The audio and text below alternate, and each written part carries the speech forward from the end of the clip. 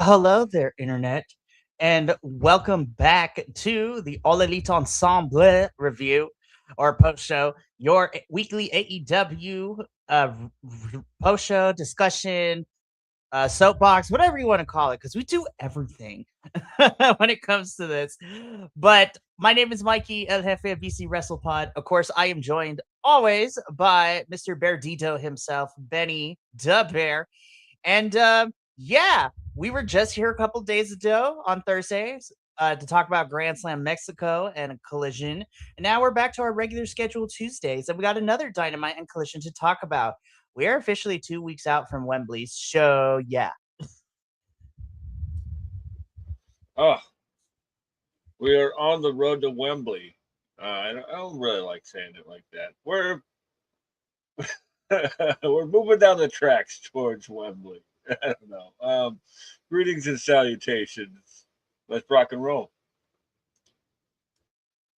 100%. And I'm just gonna put this disclaimer out there. We love AEW. We truly do. However, we are going to talk about some things that we have questions on and we want to see better for certain things happening going into Wembley. Again, putting the disclaimer out there. If you disagree but would like to have a conversation with us, we welcome it. But if you're gonna be a dick, you're gonna get blocked. I'm just putting it out there right now. Please don't be a dick because please don't. Because we want to have open conversations with y'all. And honestly, not to pull the curtain back a little bit, but that's how Betty and I met. We had multiple discussions about wrestling prior to him coming on and being a host for us. And he's cool. He's good peeps. He knows his stuff. Be like Benny. Don't be a dick.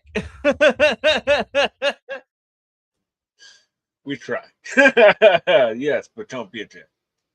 Like, don't be a dick. That is the message of this episode. Hashtag don't be a dick. Alrighty. I've taken it up of the airtime. I just want to jump into it. If you've been watching us long enough, y'all already know all the shenanigans, the social medias, all that. Let's get into this. So we are back once again, just covering regular Dynamite after Grand Slam Mexico from our Thursday show last week. And we have lots to discuss. Now, Las Vegas. I'm only going to say this here, and I'm not going to bring it up too much again. Um, like you on the list.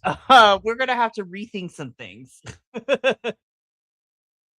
You were okay for some of this, but I was just like, I know the Palms is not the most ideal venue, trust me, but y'all were weird this episode. I'm sorry, y'all were weird for Dynamite and Collision. It's almost like the same thing we had in Vegas this past WrestleMania weekend, right? Like Mm-hmm. all those shows at the Palm, like the TJPW, MLP, whatever, right? Those that all those crowds just sat on their hands, like Mm-hmm. pretty much through the entire show, and so did this crowd. Yeah, I don't know, Vegas. Like usually, you could do pretty good. I have seen you do pretty good, but not this night, and I was a little sad for y'all because you got some fun stuff. But that's all I'll say to this. But let's get into it. We kick Dynamite off, of course, by hearing from Mr. Will Ospreay himself. This is a very lengthy segment. A lot of things went down. So to kind of condense it, and then we'll just talk about it. Ospreay cuts a promo, going into Wembley, talking about also, his Mexican street fight against Mark Davis. Then Don Callis showed his bald head in this. He and Will go back and forth. Very lengthful promo from Don Callis. Don Callis family attacks. The numbers are too much for Will. Kenneth Omega comes in for the save. Kenneth Omega cuts a promo on Will. And then that is how this opening segment went. I was like, this was a lot of moving parts for like a 15, 20-minute segment that could have been cut down to 10, maybe. Yeah, definitely. But I liked the majority of this because um, you know bless Osprey. Like we all know that well, I'm not gonna know that, but like sometimes he words things weirdly, right? He like jumps around a lot because He's a little bit all over the place, and so does Omega, right? We But love we, we love Will Ospreay and his ADHD-ness, but yeah. like I'm here for it, right? That's what I like Will, you know. He's like a real person. Like he's like turned up, but whatever. One thing I really liked about this was the Don Callis segment was because Don Callis pretty much explained everything that happened in their first two matches, right? So like they had touched on it last week in the promo between Osprey and Omega, but this one was like, no, here's the whole story, like, and then of course Don Callis, being Don Callis, had to get send in his goons, and then apparently Rio had mailed Omega the steel pipe, and Omega ran out with the steel pipe and fought off the Don Callis family. Thank God Rio got the postage right. I have to agree with you. Like this was a lengthy segment, but the promos were on point for sure. But I was just like, y'all, we gotta cut these down because as much as I am excited for the ultimate goal of this match at Wembley, we gotta cut some things. We gotta cut some things. I was just like, it's not the content that I'm mad at, but I don't know if I'm willing to sit through 15-minute promos that are kind of similar in coat of paint, if that makes sense. But I still love it. Right now, I'm still here for it. We're gonna see how I feel in the next 2 weeks as we get closer to Wembley. Be like, let's just get this over with. Yeah, I don't know. I like that. I like the fact that Omega was like little broing uh, Osprey as usual, you know, and Yeah. Osprey's just like I'm having enough of you, man. See, I like it when Kenny leans into the nana nana boo boo type of heel nonsense that he does. Because it is, I was like, oh, you're really little brothering him, but it's not annoying, and I love you for it. Kenny seems to have more fun when he's going nana nana boo boo, like, too. Like, but again, I'm excited for this match nonetheless. But that is how we open things up, and we would have some interesting developments when it comes to Osprey come Collision that we're going to discuss. But right now, our first match to open up Dynamite officially is for the number 2 spot in the Casino Gauntlet match at All In. Of course, three-way dance between Maxwell Jacob Freeman, the speediest of balls, Speedball Mike Bailey, and of course, the love child of HBK and Mama Wayne, Mr. Nicholas Wayne. I know he's always on the losing end, but can I just say I love seeing Nick Wayne get TV time. Like that's all I ever wanted, and I'm kind of happy that he's getting this TV time. I know he's always constantly on the losing end since getting this TV time, but honestly, I'm enjoying Nick Wayne. I have missed Nick Wayne on my television screen on AEW TV. Um, so realistically, this match was really between Speedball and Nick because MJF is still dealing with some lingering injuries. So MJF was kind of lurking about, but it also plays great into Max's character. He's going to be an opportunist and take advantage when need be. Speedball, I love you. The mullet was the downfall in this match. MJF's like, yoink! And I loved it. Max wins, so he will be entering at number 2 in the gauntlet match at All In, which means that him and Andrade are starting out the match in 2 weeks. But yeah, this was fun. This was a fun television match. I really enjoyed it. So those are my thoughts.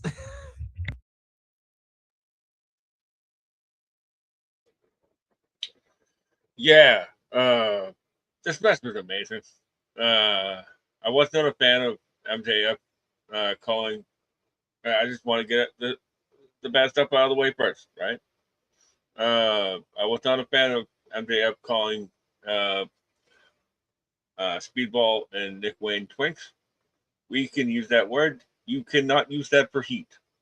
I Fuck was like, off. listen, I for reals. I'm like, MJF, I understand you are a marginalized community with you and your Jewish heritage, but there are certain language that is only meant for us. We will gatekeep that from you. Damn it. And I'm just Yeah, and also he's using it like to get people to boo him.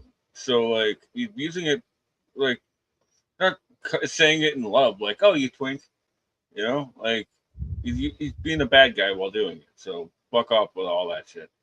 But I digress. This was great. Otherwise than that,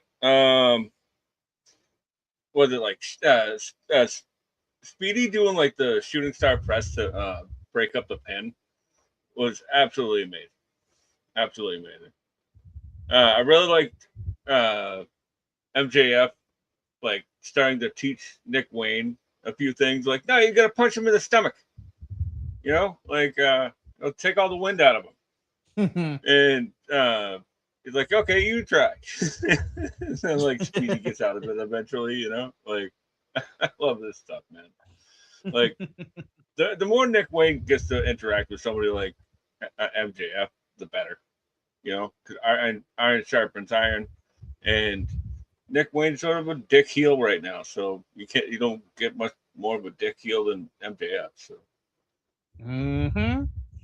So I would. It's weird to say Max do better, but I was just like, I don't know, but yeah, I don't Andrade and expect him MJF. to. Like, Yeah, he I got think me angry. that's what So. you said that. I was like, I'm not expecting him to, but come on, Max, just be like, Anyways, moving Also, on. like, Oops, sorry. that was it made my little Defy heart happy. Yeah, Seeing Nick Wayne in Speedball. seriously. I need Defy to come back already. I need them to hurry up and figure out what's going on because I want to see, like I said before, I want to see Marina kick all the ass. It's time. It's time. Anyways, Megan Bain and Lena Cross invade the Brawling Birds hideout. Disrespectful, just waste all that alcohol on the floor. Um, why are these promos not in front of each other?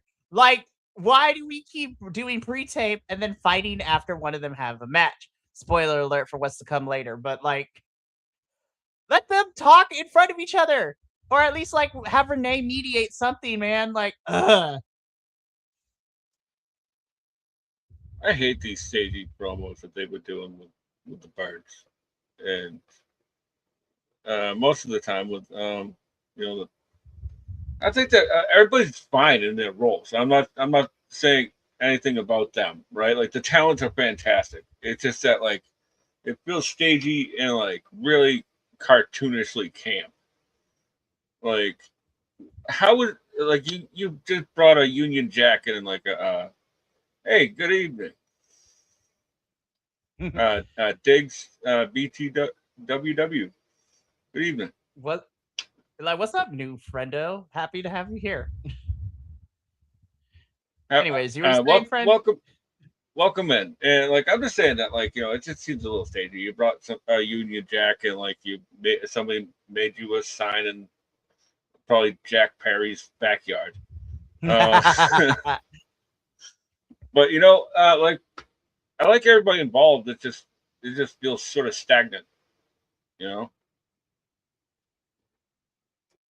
Like, there's not like the pay-per-view match should be like the climax of like the rising action into it. And I'm not saying that everything needs to be super in depth, but you got 2 weeks. And am I excited to see four like women just go swinging on each other at Wembley? Absolutely. But I just you're just like oh, I get no, I understand. I just want more. But like you said, I think you said it perfectly, Betty. Everyone's good in their roles, but it is just feeling stagnant. And again, I'm going to bring this point up a little bit later. But for now, we move on. Ah, ah, God. I have missed their chemistry in the ring against each other. That is all I have to say. Oh, you. Uh, you know, I think this is probably their best match that they've had together. Um, in AEW and AEW, but like, you know, I think like we might have put too much hype on this feud for because like they're just getting off the ground now, you know, and oh man, I can't wait to talk about that. Oh, what was it? Jay White calling Ace Austin Lord Large Quad, right? Like I was dying. now they're doing like the bad guys from Dodgeball, like.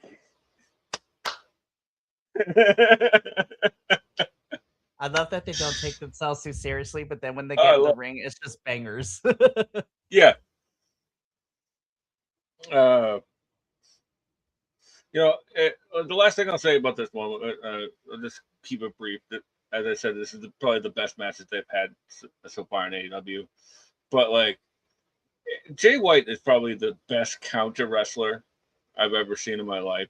Like, he's just amazing. Like, you can't take your eyes off him the entire time because he's always doing something and he's always up to something.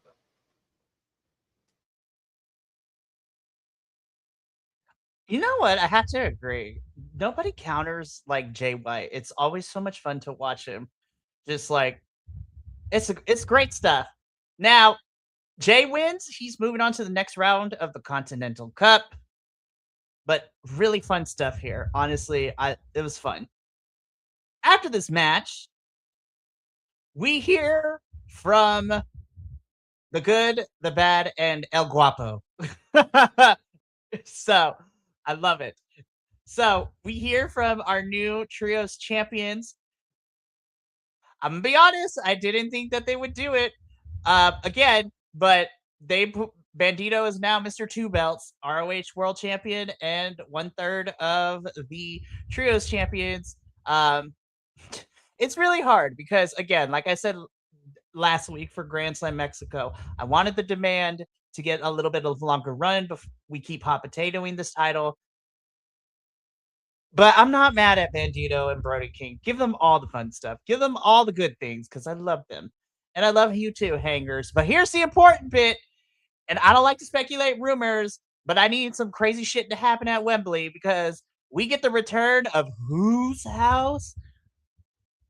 Swerve's house. So Swerve returns. Him and Nana kind of run down the trios champions. Swerve, I loved you. I've missed you. I'm mad that we didn't get another Spanish promo from Hangman. How dare you? No, I'm just kidding. um, very interesting stuff from Swerve as not forgot, but I was like, oh, right. That's right. Swerve has got kind of beef in history with all three of them. I was like, this is going to be somewhere. This is going to be interesting. So Swerve is going. This is leading into Swerve finding some folks. I feel like this could go one of two ways. It could be the worst kept secret, or it could be a complete actual, like, no pun intended, swerve of what is going to happen. But I'm like, I think it's like at least a given at this point. Ricochet and the Demand come out. Dare I say, I think this is like one of the better promos from Ricochet. From him, from here, I was like, okay, it's different. I got you. And then of course Swerve had to undercut him by calling him a bitch. But we are gonna probably get a rematch, the Demand and the Good, the Bad, and the Guapo at either before Wembley, at Wembley, don't know. But Swerve is lurking around this too. So I'm like, all right, let's see what happens. Oh man, I'm looking forward to this. Like, it wasn't exact. It was all implied who it could be, so it's like left it open the chance. So, you know, us fans can fantasy book in our heads and then get mad when it doesn't happen. um, so like like one thing I really liked about this was that like when Swerve came out, like he was just like it's all about me essentially, and but like every person he talked to, like this camera shot was perfect. Like he was talking to Bandito, so Bandito was in the shot, and then he was talking to Brody, and they backed up a little bit, so Brody was in the shot. So by the time that they got to Hangman, and it looks like Hangman and Swerve are like nose to nose, and a beautiful camera work here, beautiful stuff, man. Yeah, I agree with you. I'm very interested and I'm positively excited for what's to come down the line for everyone involved. So, please AEW, please don't mess this up. So, I will be cautiously optimistic because I want to give it a chance. That is how we're going to put it. Moving on. And then hold up, where my soapbox go real quick. Okay, so let me talk about this first, and then we'll discuss because I don't know if we'll be on the same page. We might have be a little bit different when it comes to approaches, but I got lots of feelings for this one. So Willow has a pre-tape interview backstage, um, talking about her match coming up against Mercedes. Mercedes did not forget that Willow pinned her in Mexico, and then Mercedes is essentially going to make Willow's life absolute hell, and just she's actually lost the plot and lost her shit and attacked Willow in this one. So I was just like, the spiral continues, and that part I actually kind of dig. Question. I kind of like, I don't want this doesn't need to be in front of the crowd, but like I don't know why our women's championship match for Wembley between your big babyface champion and probably one of the better, I don't want to say better, like one of like at least my top 10 women's wrestlers working across the world right now. Like, this is where my soapbox comes in.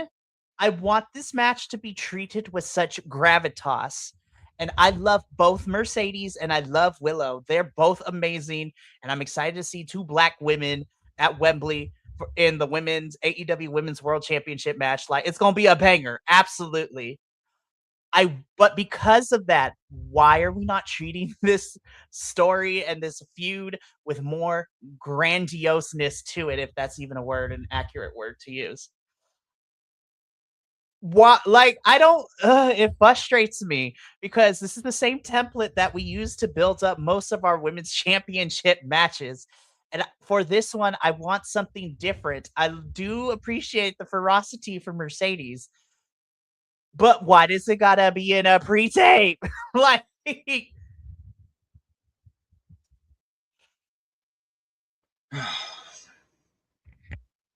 Yeah, I'm not gonna add any more to that, except for her name is Mercedes. Get over yourself. You're a loser. oh my gosh, this is where the crowd absolutely made me mad too on a side tangent, right? I was like, you fully know, gosh darn well, you are at an AEW show. That ship has sailed, burnt, sunk to the bottom of the ocean. Like, we're moving past that, so has she. Move on. I was like, so that was just the icing on the cake of me getting super frustrated. I'm like, Vegas, you're fired. Get out. So If there ever was a chance to what chant the the crowd, that was it. be like, what are we doing, crowd? But also, what are we doing, Tony? Anyways, my soapbox is over. Thank you for coming to my TED Talk. I'll finish with this and then we'll move on. So as a final piece to this, I know that in the niche, our niche fandom of professional wrestling, it is very niche. And those who are fully invested into this or watch wholeheartedly, like we can all relate to a certain level of degree when it comes to our favorites, right? I'm an equal opportunist. I have so many wrestlers that I consider my favorites. And people are like, you can only have like one or two. No, there's like, I could have a whole entire army of wrestlers if I go right now because pro- professional wrestling is a spectrum. It gives me great matches, death defying moments. There are moments where I'll cry. There's moments where I'll laugh my tuchus off, if you will. like, and it's because I am so passionate, especially given the platform that we have here. Hello, we've been running this for so long, and we've run on the platform where everyone who is here talking about professional wrestling, we have people of color, people in marginalized and minority communities, different race, creed, sexual orientation, religious affiliations, all that good stuff. And I would like to see that represented more in my wrestling in 2026. So again, two black women are about to head to Wembley. This match is going to be a banger. Please treat it with that level of respect and grandiose to it is all I'm asking. But I'm done. We got more of the show to talk about, but those are my feelings. I second everything you said. I appreciate it, Fred. Alrighty, so let's keep this going. So, did I think Jericho was going to win? Actually, for the first time, no, I did not. There's before I would have been like, I don't know, man. There's always a slight possibility, but so far I'd be like, you know what? I actually can confidently say I don't think so. Um, I love you, Jet. Kevin Knight, I love you. Nice little filler tune-up match for Kevin Knight, as we all know that him and Darbs are about to hopefully go ham in 2 weeks. Yeah. You know, uh, Jericho in this graphic, I feel like you think he's giving D'Artagnan, right, from the Three Musketeers, but like it's giving way more Don Quixote. Um, that's enough of that. But this match is fine. It wasn't egregious, and uh, the Jericho looked pretty great in this match. Like I'm gonna give him a compliment because he deserves it. You know, like he's one of my all time favorites anyway. So like it's hard. It's one of those hard things where like yeah, like you're a piece of shit, but you're also great. You know, like uh, but like yeah, he's looked great since he's come back, and like I'm digging this. Like he's doing like a cover band, or like he's playing his greatest hits, right? And I'm here for that because I lived through all that, so I'm here for it. You know, I've read all four of his books, so like I understand what's happening. You know, I No, understand the 100%. references. Yep. We'll talk afterwards because like I not to again not to peek behind the curtain too much and not to go on a side tangent, but I was just like I need to we need to talk music too. So, but we'll discuss that afterwards. TNT Championship, Jet retains. Figured he would. Darbs and Knight, 2 weeks. Falls count anywhere. It's about to go ham. I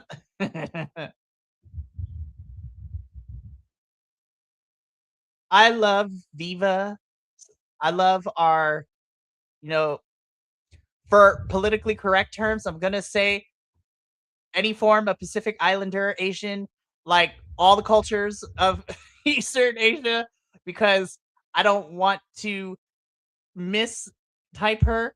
Um, I love our vampire though. I love her so damn much. And I love that her and Chris fought because I actually really enjoy their chemistry together.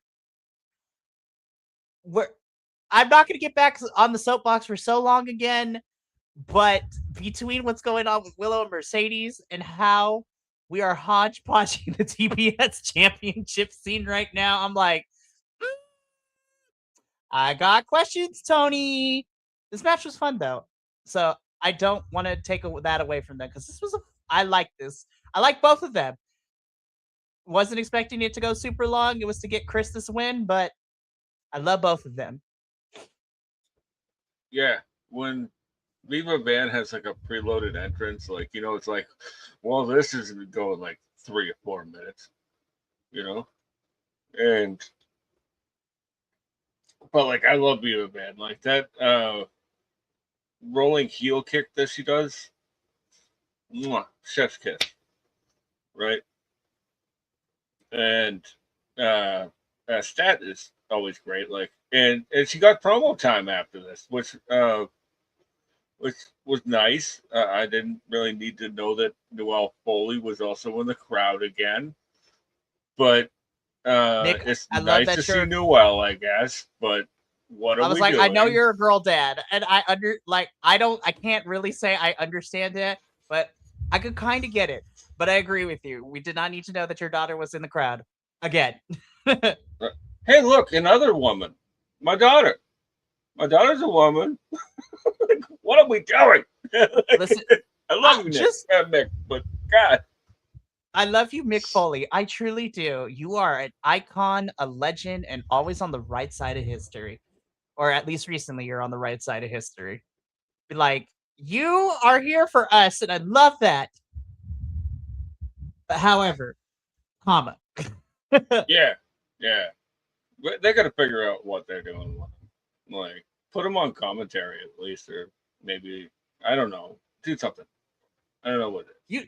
You know what? I know Renee can't do it all, but like Renee and Mick is actually a really fun team when they do like the pre-show for the pay-per-views. Yeah. Like I love that. They work very well together. And I'm like I said, I don't want to put more work on Renee, but Renee is the best we got.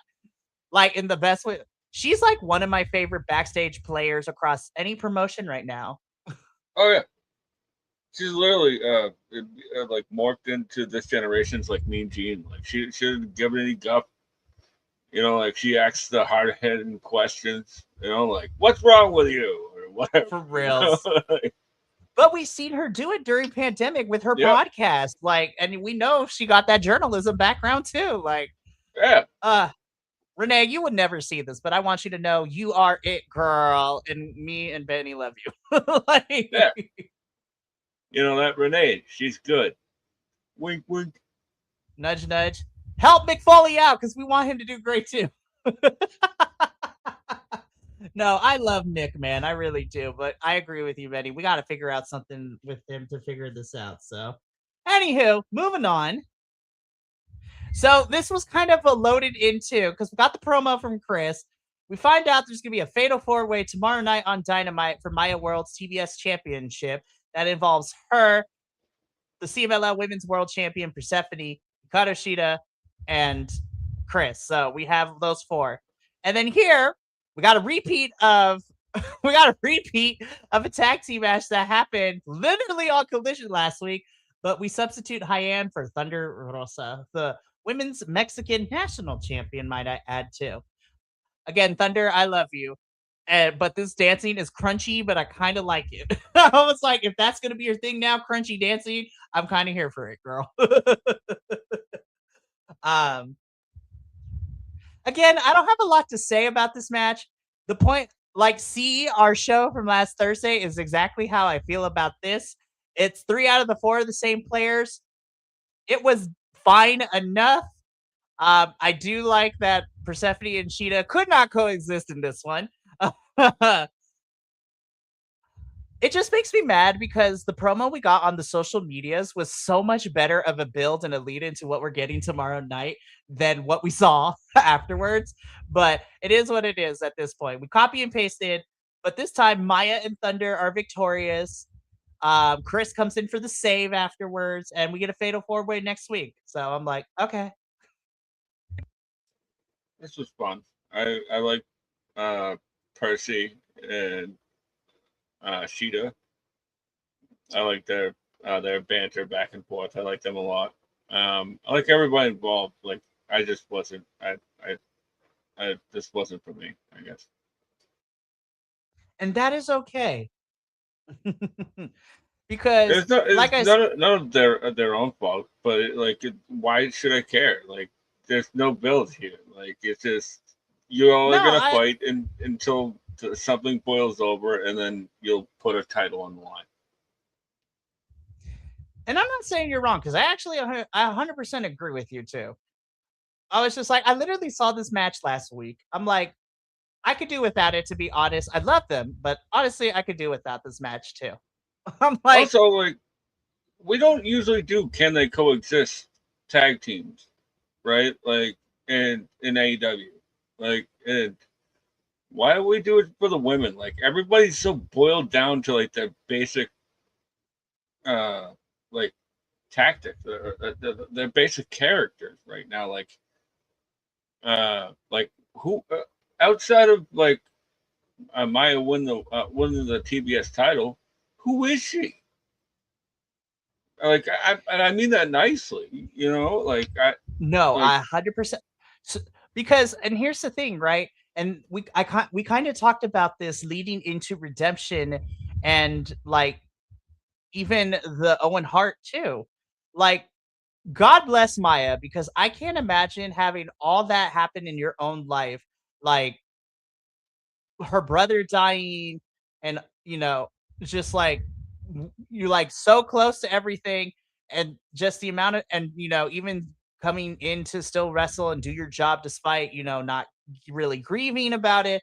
Because I was just like, that takes a certain level of strength that I may or may not be able to have. I can't say because I haven't been in that situation yet, so I don't want to compare.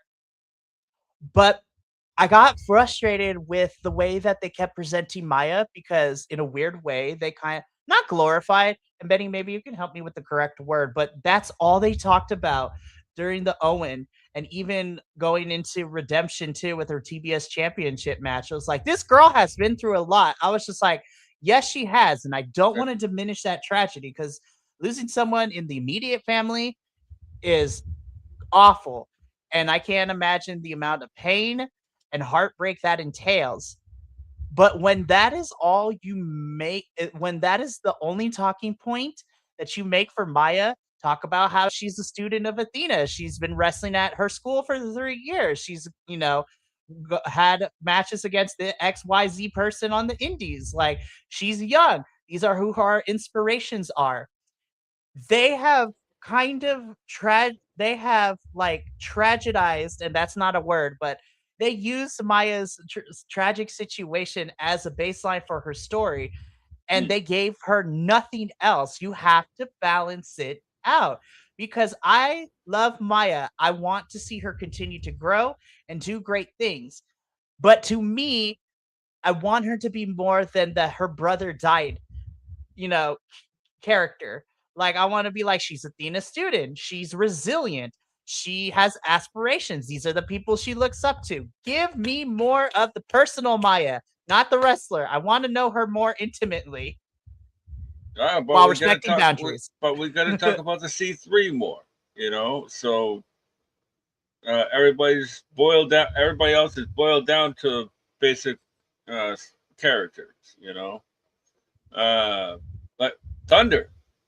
This is probably Thunder's first match in like AEW in like A a while. while, right? So and they're just like, oh yeah, she's down in CMLL. She's like the women's champion down there. Like, it's like she's also here, you know.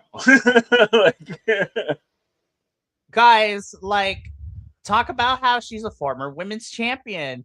And like, I don't know what the whole situation is, but we steered away from, she knows how to have hardcore matches, like her versus Britt Baker. I was just like, I don't know what's going on with oh that yeah, whole the thing. Deanna one was great too. Yeah, the Deanna match was she's Thunder has had really great opponents and matches and feuds, but like, commentary has not is not doing a good job enough for me. Yeah, commentary. We're gonna get there in a few minutes. Actually, put over something that was pretty great later on. So Just not the women, but okay. Sorry, I don't want to be petty Betty, but we'll keep it pushing because I don't want to be here all night because that's not fair to you. Anyways, let's keep going. Darves, I love you. I truly do.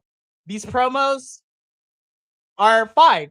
I do appreciate that you are not that you were proud of your championship run, and so were we.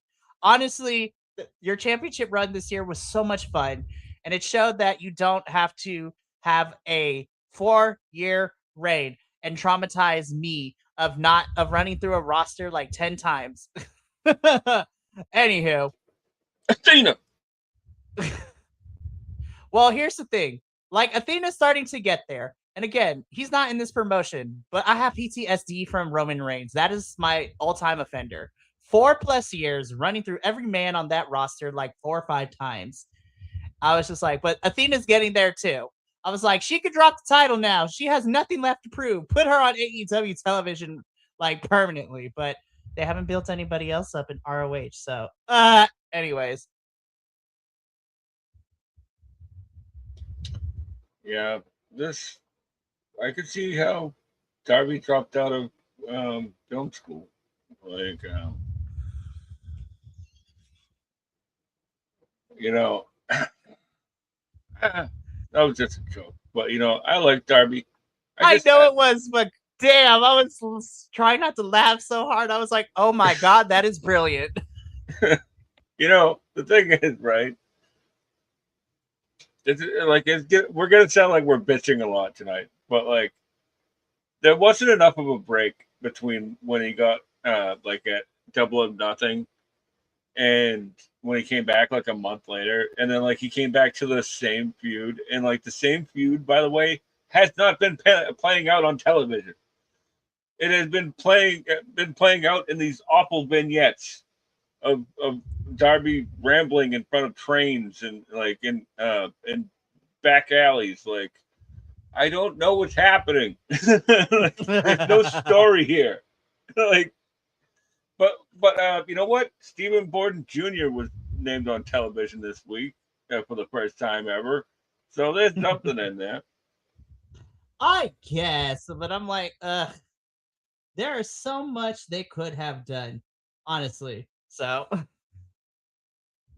I still think that we should have had Speedball and Kevin Knight feud all the way to Wembley because that is different and that has legs. But whatever. Yeah. That's what I mean. Like, why are we? Why did we go back to Darby and Jet so fast? Like, we could have or at least given us a triple threat. Like, we have with Speedball. You could have gone to Ciampa.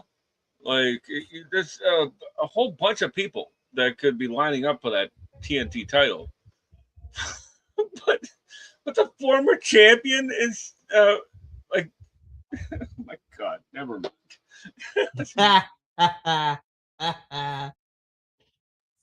Oh my goodness.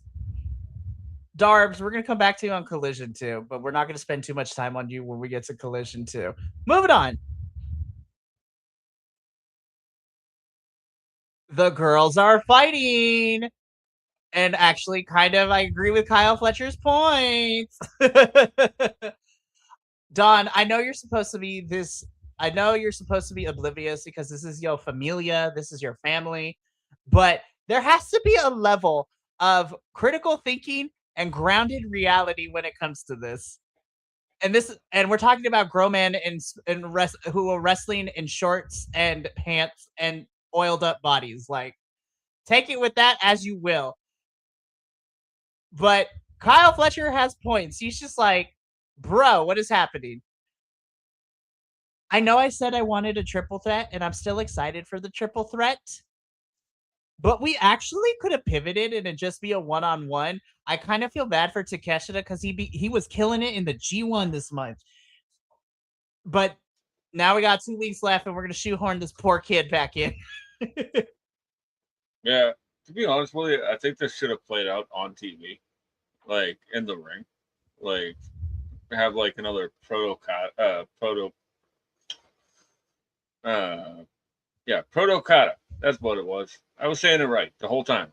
Have another like Proto Okada match where like they break down, right? And then like have like Takeshita on the other side, and then like do all this other stuff. Like it doesn't like this was really lazy booking. Like you're gonna be facing Takeshita, and guess what? You're also gonna be facing Okada, and it's like okay, yeah, we all figured that, but you could have let it play out a little bit more. Like the G1's over, you could have waited a week.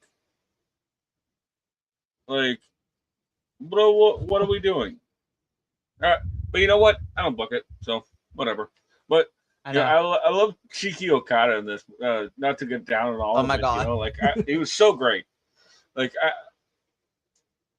man, I love this version of Okada. Like he's just so great, man. Like we know he's gonna turn it out at the pay per view, right? Mm-hmm. And like just let him be a character on television. Like Seriously. what Well, no, and it's not even complaining, Benny, because like this goes with everything. The wrestling itself is going to be an absolute banger. That's why I shell out money for these pay-per-views, because I know the wrestling in ring is going to be moi. It's going to be great. It's going to be fun. There might be one or two stinkers or some lulls, but AEW this year has been consistent of giving us really good pay-per-views and great pay-per-view matches. The wrestling is fantastic. Now it's time to even out the scales, is how I'm putting it now, because the bangers are always going to be banging with these matches, but you run 2 weekly television programming, so we need to start. And ironic that we talked about Darby dropping out of film school, but you are two wrestling television programs that air on Wednesday and Saturday mostly. You need to start investing into what that product looks like on the TV screen, from character development to storytelling. Backstage stuff needs to be set up more properly. We are too far year into the tenure to go by the seat of our pants, guys. We are a legitimate company now. I'm not saying that you need to be a corporate about it, but like we got to start balancing out the scales. Okay, wrestling's fantastic. You also have a television show that airs twice a week with Dynamite and Collision. We got to start investing in that. Is all I'll say. Yeah. Moving on.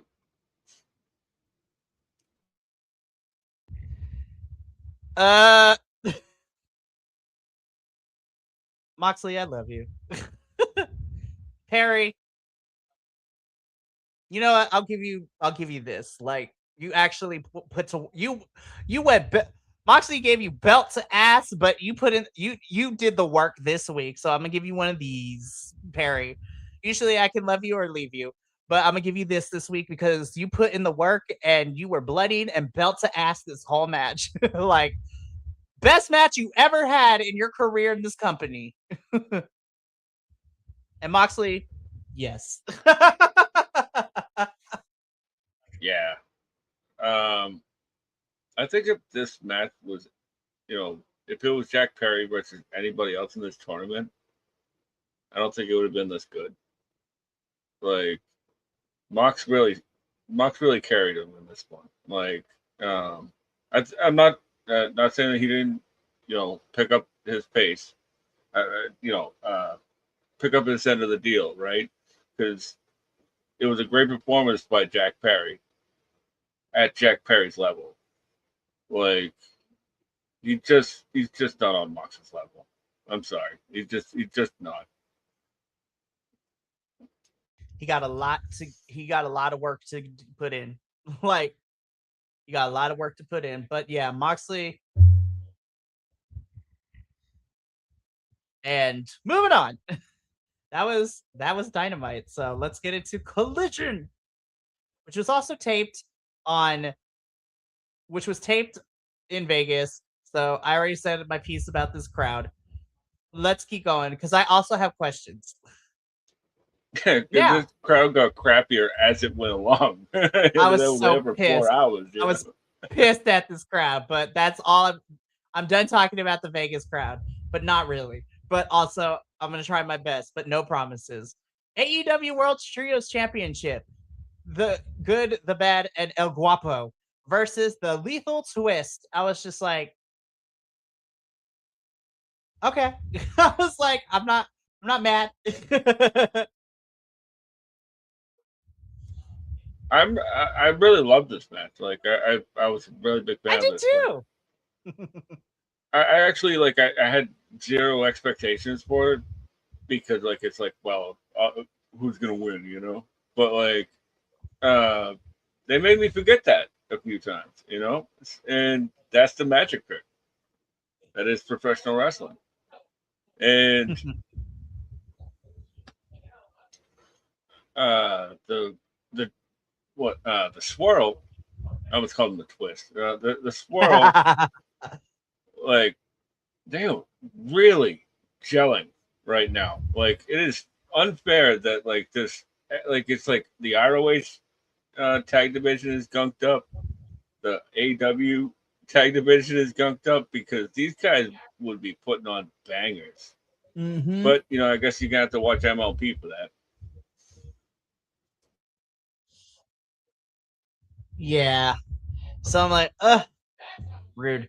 Anyways, so the good, the bad, and the guapo win the championships. Uh, Ricochet comes out, and then a beatdown of Brody King, and well, everybody gets beat down in this match afterwards. So it's just like par for the course, not entirely insane. Um, but yeah, moving on. Uh, I knew it was coming. I knew it. I was like, why you gotta do me like that, Tony? Why are we putting the besties against each other in the first round? Um, you know what? I have to say, I love Kyle is non-serious half the time. Kyle O'Reilly doesn't take himself seriously, and I love it. But damn it, Kyle, there may or may not have been at least one or two tears because you got personal here. And I was like, that you have a lot of respect for Roddy. And then, you guys are facing each other tonight and just gushing over your bestie.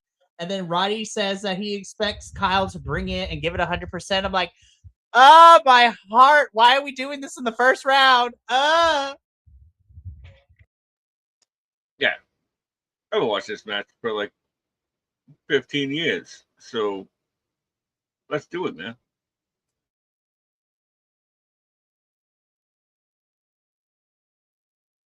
I was in for some heartbreak later. But I was excited. I was like, I've seen these guys fight all over. Doesn't mean I don't want, like, I still love them. Anyways, let's keep going. Now, I had to rewatch this match because of personal reasons. Um, I was just like,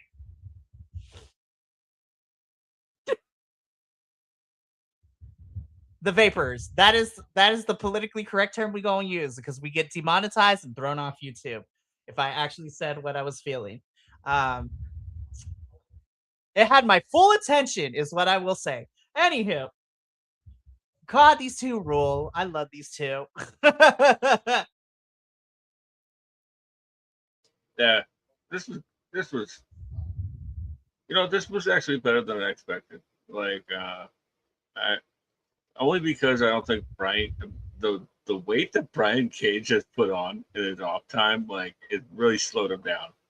I Mm. feel like, and he's never like an explosive type guy. Anyways, like he was always just like he's just really agile type big man that can do agile things. Mhm. But like he's sort of lumbering anyway, so it sort of worked for him, you know. But I still like Brian Cage. He's a great guy, you know. A great wrestler. Uh, what can I say about Hedge? Except for if what is that meme? Right? Like if your girl uh right? I don't know. I got a crush on him. Let's do this thing. That's true. Echiseto wins. He is moving on to the next round, which I'm not mad at. So good stuff. Second verse, same as the first on Dynamite. Moving on. Oh, but now we're gonna talk about Train. Don't care. Now this I care about though.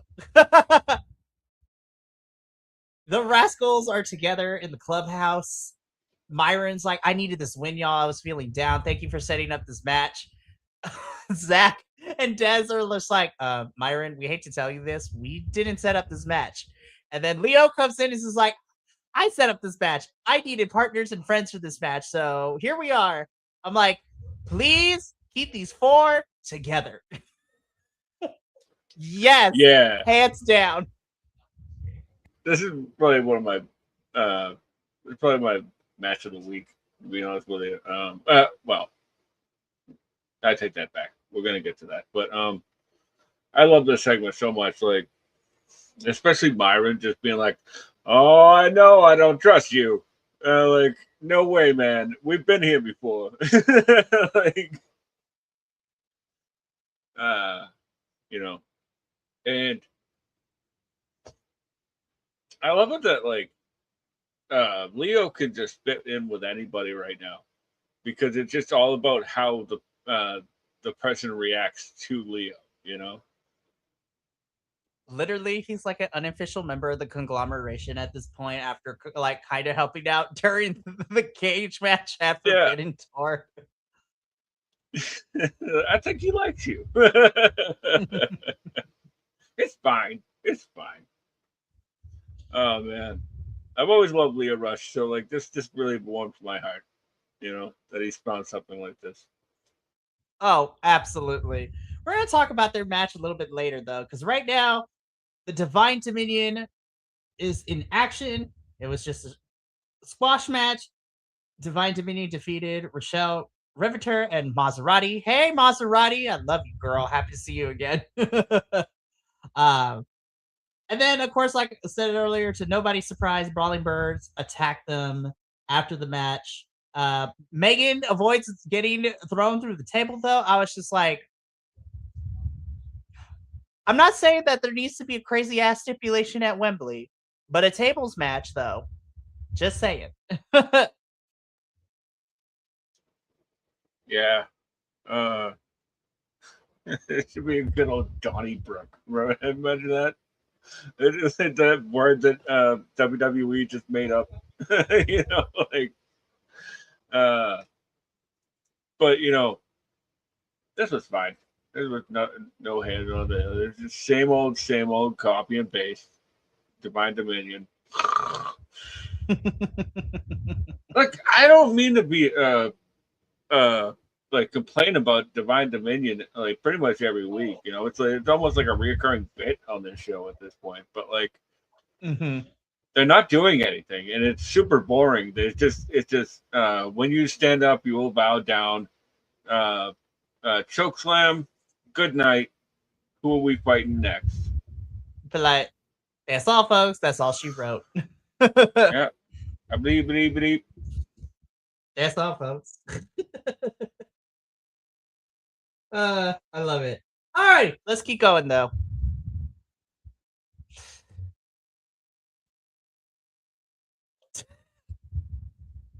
Oh, in an alternate timeline. And in this one too. Man, we got some unbelievable technical wrestling this entire weekend. You know, like between this and then Kyle and Roddy, and then like Yuya Uemura and Roihei Oiwa. Oh my god, man!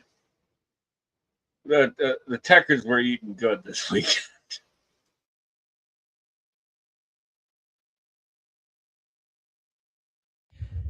Again, in another universe, like, and in this timeline too, but like, yes, that's all I have to say. Yes. Nigel wins. He's moving on to the next round. But yes, absolutely. Yeah, this match went pretty much exactly as I expected. Like it was just like it started on the ground and then ended with just a quick roll up. Like there was some strikes exchanged and stuff like that, but like I was like, this one is just gonna be like just straight graps, because there's two older gents, but like they're both really great at mat-based wrestling. Oh, absolutely. I love them for it. Alrighty. But like I said, Nigel's moving on to the next round. So backstage, Osprey has got to make a tough phone call. He's got to call, and he knows that his United Empire brothers are not happy with him, especially his little brother Callum Newman. I was just like, oh, they're gonna beat his ass tomorrow night. They're gonna beat Will's ass, and I'm actually kind of here for it. Yeah, especially the way that United Empire has been operating for like the past like 3 months. Yeah, it's not going to end well for Osprey. But like, I'm glad we're actually getting back around to it. It doesn't have to play out before Wembley, but like it actually could like it gives Osprey like a little something to do afterwards too. But like I've always like I mentioned in the past that like I think that this story was supposed to play out at like Dominion, but like injuries happen, and then G1s happen. So I'm glad we're getting back around to it before the big show. 100%. The Rascals and Leo Rush win, and Tony keep these four boys together. Or at least keep them in orbit. And I'm still pushing the agenda to put the trios belts on the Rascals, like actually. Yes. That is all. Yes, please. And find a third, possibly like Matt Sydal to put with the machine guns. Like, oh, that's a recipe that's about to absolutely bang. Yeah. I'm sorry, Skyflight just ain't working. Like it's just not working. And for whatever reason it's still going. But like I love Scorpio Sky, but it might be time to mosey on down the road, Well, speaking of things that may or may not work, right? Right, yeah. Am I bummed? I was really intrigued by that proposition last week, and I'm still intrigued. I have no idea where this is going, but I'm so here for all of it. Please let it lead to something, because I was like, boys, why are we leaving? Why? No, don't go. But I will say though, because usually when people leave, I'm like, damn it, does that mean we're gonna see them lose? But no, they did not lose their match. I was like, okay, we good. Like, but then again, I was just like, when I saw their opponents, I was like, they should be fine. Yeah. Follow up. That is all I need. I'm hoping that it leads. This is just me fantasy booking wildly, but I hope it leads to Shelton Britt, Lee Moriarty. So let's keep going. Zeta, girl, love you downs. But this goes back to what I was saying earlier in the show. I was just like, this match was made because Zeta has said she lost all respect for Mercedes. I'm like, girlfriend, what? I was like, what? To borrow a phrase, lazy booking.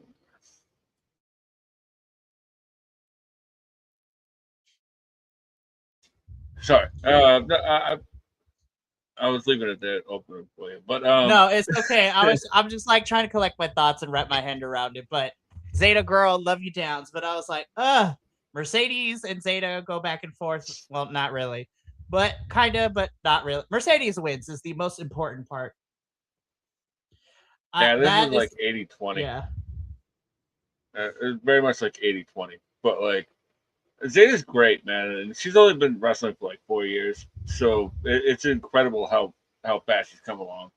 They're like those trips to stardom and trips all over the U.S. or the indie scene have really helped. Hey, look at that! Reps help, I guess. I don't know. Who knew? That's just what I hear. But well, the only thing I want to say about this one is that Paul White really had a great moment during the Mercedes and Willow interaction. I love a screaming giant. Like Paul White has this.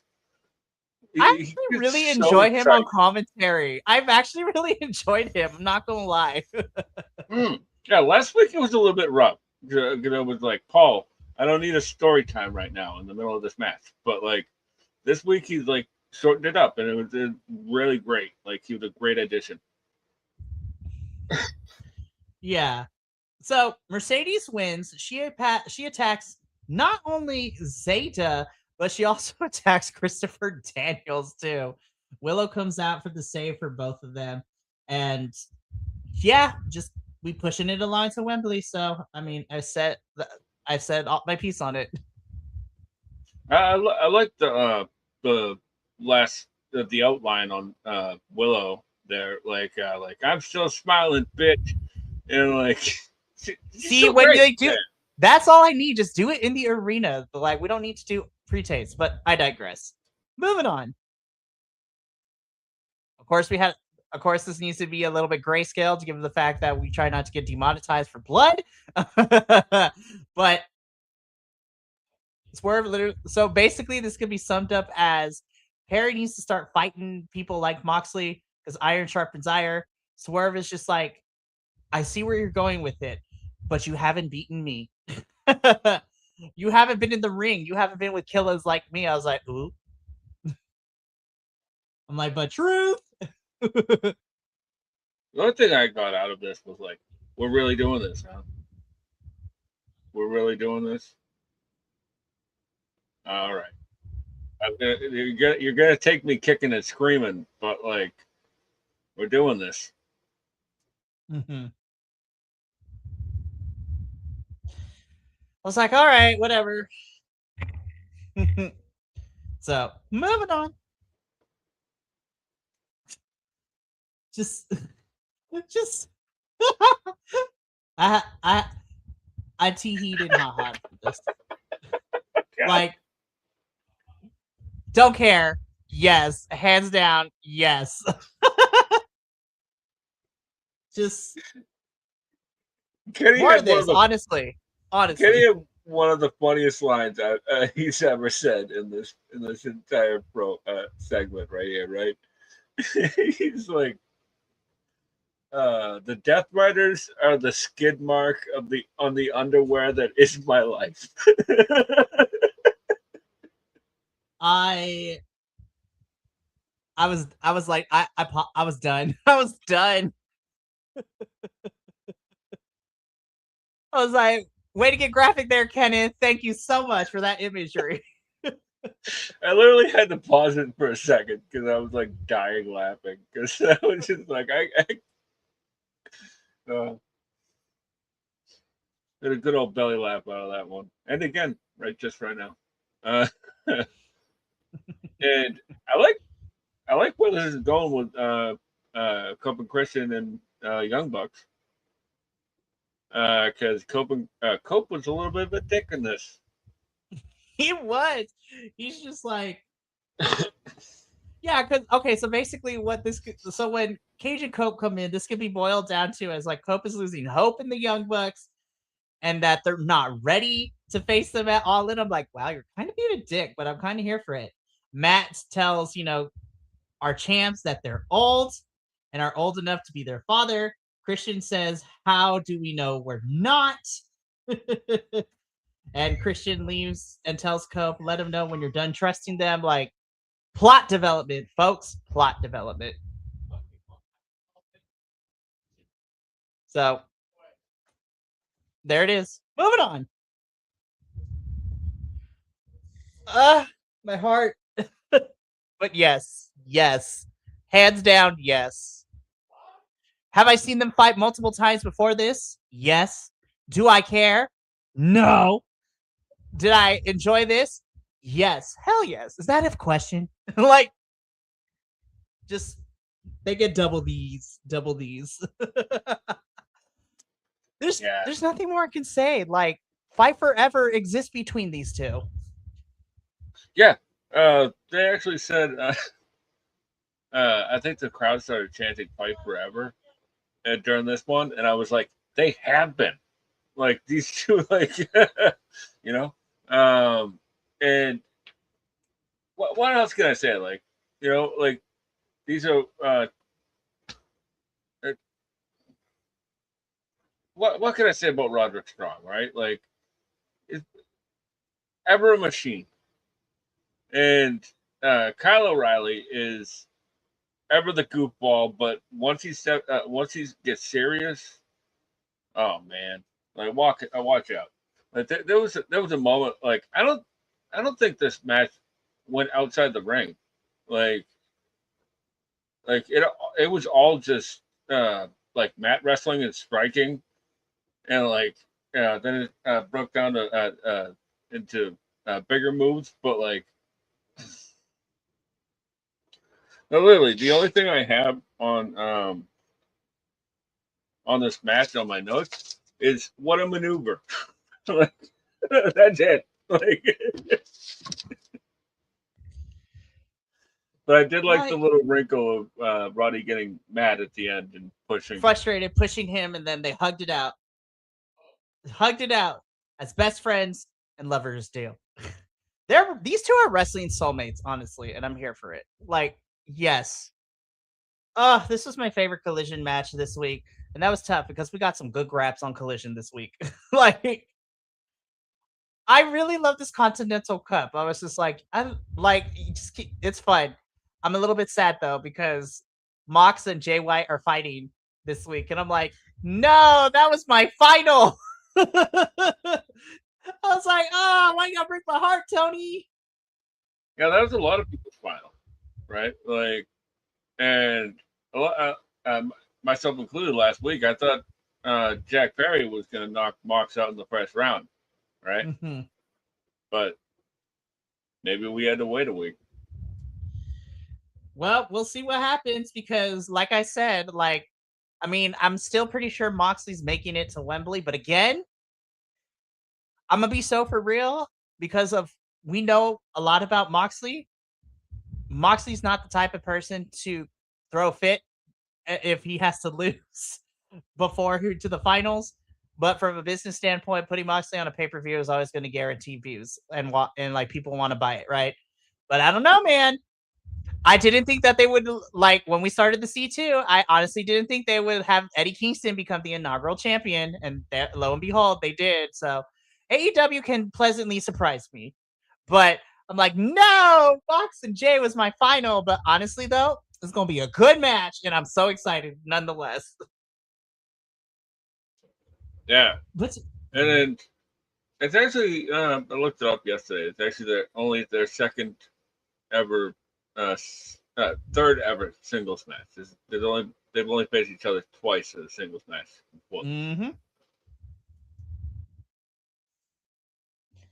So yeah, great main event, really fun Collision, and that brings us to the end of AEW, AEW. For all of you Spanish speakers out there. Anywho, like I said, we want things to be better. We love this for AEW. Like, just again, you have 2 television shows a week. Start investing in the television side of things. And like, I'm not saying you have to be fully scripted, but get people who know how to frame shots because the camera work is getting there. It's like, yes, the in-ring camera shots are glorious. Now let's do the camera shots for the backstage stuff. And like, if you got to set up some things, please do. Like, let's consult some people who are working in TV to help you. That's all I want. And then if y'all invest in that, like, honestly, the world's your oyster, as the kids say, I guess. Like, but still some really good stuff. Again, in-ring is always going to be great. But now let's start polishing some things up so we can go from diamond in the rough to a nice little pearl. If I guess I don't know. I don't know my jewelry, you guys. I'm a horrible gay. Anywho, Coco Chanel would be mad at me. Anyways, but that's it for AEW this week. We got a Dynamite and Collision happening this week. We'll be back next Tuesday to talk all about it. Um, so yeah, as always, I'd like to thank Benny for being here. I appreciate him. I loves him, and he is my right hand man in all things AEW. So, but we still got lots of things coming to you this week. Tomorrow night we got NXT and CMLL, and then Friday we have TNA, where we will be doing our predictions for TNA Lockdown, as that is happening this weekend. Guys, we are inching ever so closely to freaking All in Wembley. So on the AEW side of things, though, next Tuesday will be technically our go home show, because then that weekend will be All In, which is insane that we're almost there, Benny. We're almost there. Next Tuesday will be the go home show, which means we'll be doing predictions for All In. But yeah, it's going to be fantastic. I am so excited. It's going to be some good stuff all the way around. It's going to be so much fun. But we gotta get out of here. Thank you so much for tuning in to our AEW post show. You know where to find us. From all of us here at BC Wrestle Pod to you at home, remember, take care of yourself, love one another, stay biconic, and more importantly than anything, you always deserve to finish your story. We'll catch you next week for our go home edition of AEW. But until then, sayonara, adios, and until next time, peace.